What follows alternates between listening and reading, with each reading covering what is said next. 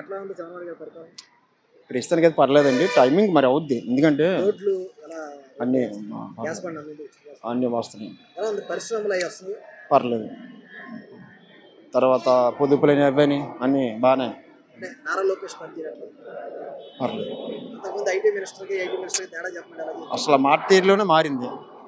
పరిశ్రమలు ఇప్పుడు IT Google TCS తెస్తానంటున్నాడు. అవుతాయి, ఉపయోగపడుతుంది పక్కాగా. బాగానే చేస్తున్నాడు. పర్లేదు.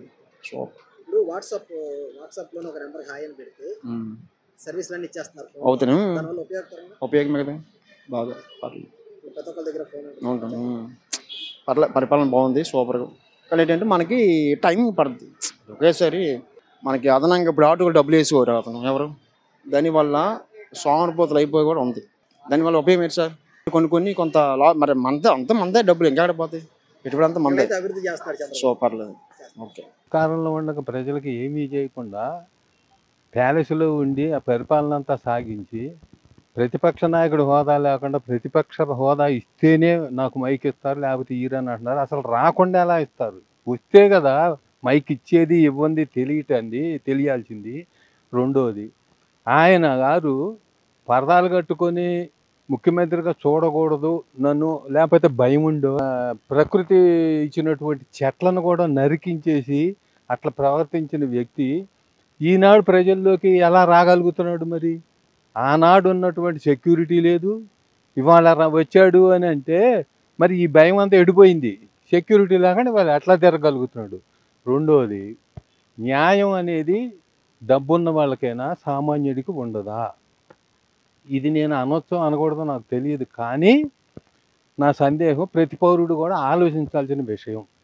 నేను ముఖ్యమంత్రిగా ఉన్నాను, నేను కోర్టుకు రావడానికి నాకు తీరిక లేదు, సమయం కలవట్లేదు అని అన్నాడు. రైటే. ఢిల్లీలో ఉన్న కేజ్రీవాల్ ముఖ్యమంత్రి పదవిలో ఉండగానే కదా అరెస్ట్ చేసింది. జార్ఖండ్ ముఖ్యమంత్రిని అరెస్ట్ చేశారు కదా. మరి లాలూ ప్రసాద్ యాదవ్కి అసలు శిక్ష వేశారు కదా. మరి ఈయన గారికి ఎందుకని జరగదు? 11 సంవత్సరాలు బెయిల్ మీద ఉన్న వ్యక్తి ప్రపంచ చరిత్రలో ఎవరైనా ఉన్నారా? ఈయన గారికి ఎందుకని? ఇప్పుడు ఈ ప్రజలకి ఏం డౌట్ వస్తుంది? రెండోది, ఒక పార్లమెంటు సభ్యుడు తీసుకొని వచ్చి కనీసం నోటీసు కూడా ఇవ్వకుండా తీసుకొచ్చి 3rd డిగ్రీ ప్రయోగించిన చరిత్ర భారతదేశంలో ఎక్కడైనా జరిగిందా? దాని మీద ఏమైనా చర్య ఈనాటికి ఉందా? మరి దాన్ని ఏమని మేము ఊహించుకోవాలా? సామాన్య ప్రజలుగా మేమేమని ఊహించుకోవాలా? కాబట్టి ఇటువంటి అన్నీ లోటుపాట్ల నుంచి జరగట్లేదు, ఎమ్మటే చర్యలు జరగట్లేదు. కాబట్టి ప్రజలు ఉడికిపోతున్నారు, ప్రజలు ఆందోళనలో ఉన్నారు.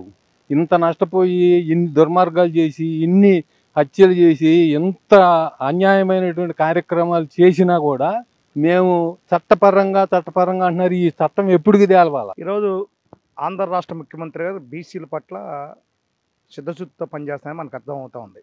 ఈరోజు కొన్ని కోట్ల రూపాయలు బీసీలకి నిధులు విడుదల చేస్తుంటేనే బీసీల మీద చంద్రబాబు నాయుడు కొన్ని సిద్ధశుద్ధి అవుతుంది. గతంలో ప్రభుత్వాలు కూడా మాటలు చెప్పి కానీ ఎక్కడ బడ్జెట్లో కావాల్సిన కేటాయింపులు, కానీ ఇప్పుడు చంద్రబాబు నాయుడు గారు బడ్జెట్లో బీసీలకు కావాల్సిన కేటాయింపులు అన్నీ ఉన్నాయి. బీసీల మీద మంచి చూపు చూస్తూ ఉన్నాడు.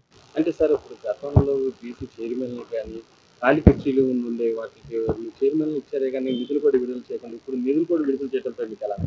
ఈరోజు గతంలో మనం చాలా ప్రభుత్వాలు పదవుల కోసం చైర్మన్లు ఏర్పాటు చేశారు, కానీ కళ్ళనీళ్ళు దురుపు తరప ఆ చైర్మన్కి ఆ కుర్చీ ఉండేది కదా. చైర్మన్ దగ్గరికి 2-3 వెళ్తే కూర్చొని అవకాశాలు కాదు.